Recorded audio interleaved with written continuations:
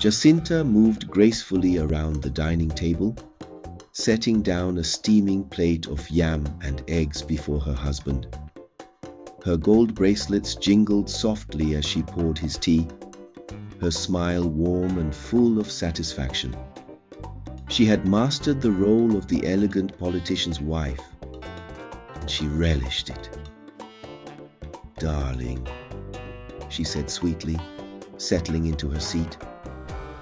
"The pastor's wife wants to know when you would be contributing your widow's mite to the new duplex the church is building for them. She asked me the last time at church. You know they are expecting something big from you." Chris looked up from his newspaper, stirring his tea thoughtfully. Jacinta's happiness was evident, and it pleased him.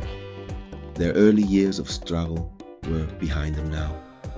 Politics had changed their lives, bringing wealth, prestige, and a place among the powerful. He had noticed the transformation in his wife. Gone was the anxious young woman who had once worried over money. Now, she basked in their success. "That special seat in front of the pulpit is something," she continued, her eyes twinkling. "You know, you need to appreciate them." He chuckled, reaching for his fork. "We don't want anything to stop us from getting the reserved seat in front." The congregation had worked tirelessly to fund the duplex for their pastor, despite their own struggles. Many could barely afford to eat or clothe their children. Some lived in cramped, crumbling houses, yet they gave because that's what faith demanded. The tithe was non-negotiable, and the pastor's comfort was a collective responsibility. Chris knew it wasn't right. He knew that beneath the spiritual fervor, there was a harsh, unreal imbalance. But no one dared to question these men of God. No one challenged the system. It wasn't his place to start. He set his tea down and glanced at Jacinta. "Look, JC, tell them I will come and see the pastor soon. I have not forgotten. They don't have to worry. The pastor knows that we will be traveling to the village this weekend for the special occasion. Even the bishop will be there. I will settle them when I come back." Jacinta nodded, satisfied. She trusted him to handle it. He always did. Chris stood before the full-length mirror in their bedroom, adjusting the red beaded cap that sat on his head. This weekend, he would be conferred a chieftaincy title. The honor of Chief the Honorable Dr. Chris Ikika would be his, and he welcomed it. Titles were power. The more he had, the better. Politics had given him money. Now, tradition would give him legacy. Jacinta walked in, admiring the regal attire that awaited him on the bed, the richly embroidered agbada, the heavy coral beads, the staff of office. "You will look magnificent," she said, pride filling her voice. Chris smiled. He was already looking past this moment, thinking of future titles, greater influence. He had played the game well, and there was more to win.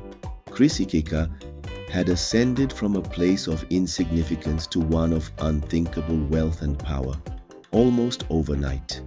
He had grown up knowing poverty intimately, its hunger, its desperation, its unyielding grip on those born into it. But those days were behind him now.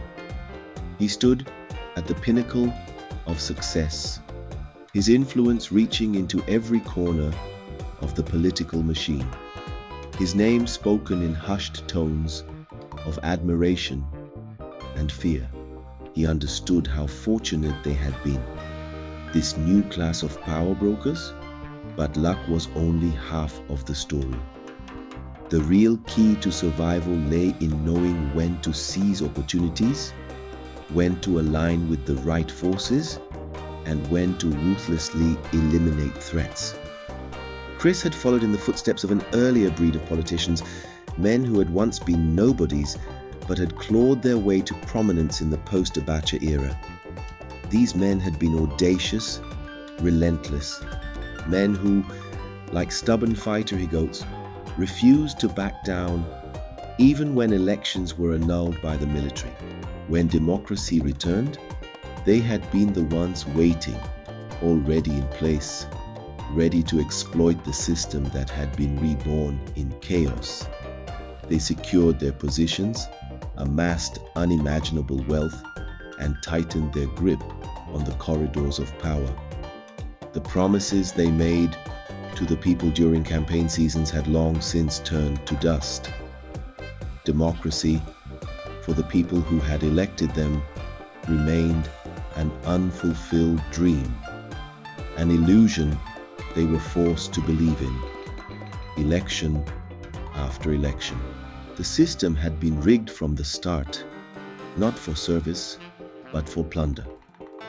And if, by some chance, there had been elections at all, whether their victories had been genuine or merely the work of well-oiled political machinery, no one dared to ask.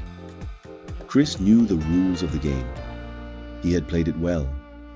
But as he looked over the vast city skyline from his high-rise office, he could not shake the lingering truth.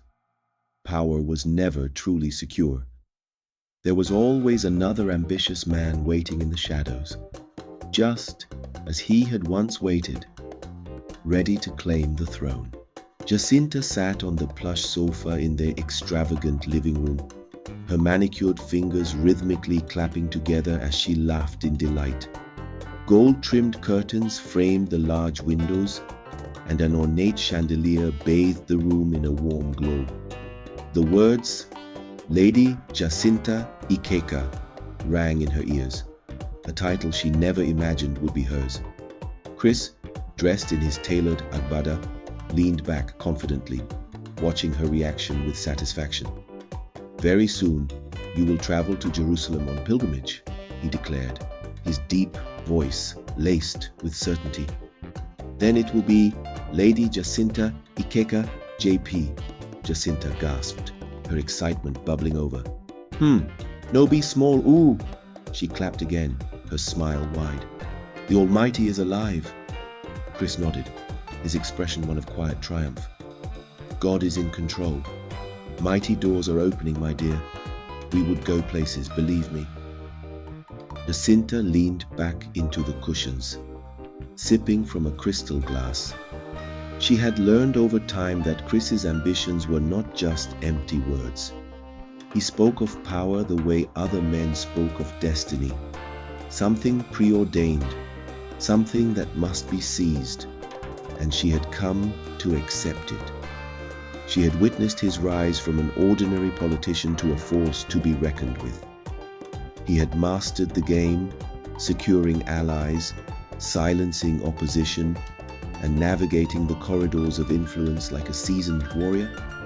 And she had reaped the benefits, the cars, the designer clothes, the invitations to the grandest events. Chris watched her closely, his voice calm, yet commanding. This is just the beginning, Jacinta. The speakership, the governorship, I see it. Do you? She met his gaze, her heart pounding with anticipation. She had no doubt he would get there.